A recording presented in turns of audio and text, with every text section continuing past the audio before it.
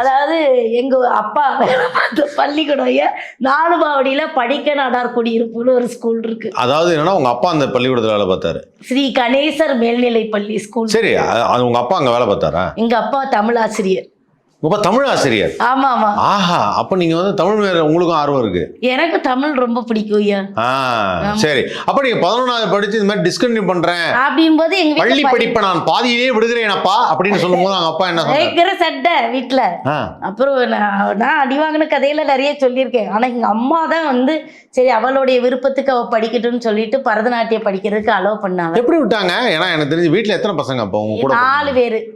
நானு, எங்க அண்ணே, தங்கச்சி, தம்பி. தங்கச்சி தம்பி. இவ்வளவு பேர் தான். 4 பேர். ஆனா அப்ப நீங்க தான் கடைக்குட்டி. நான் 2வது.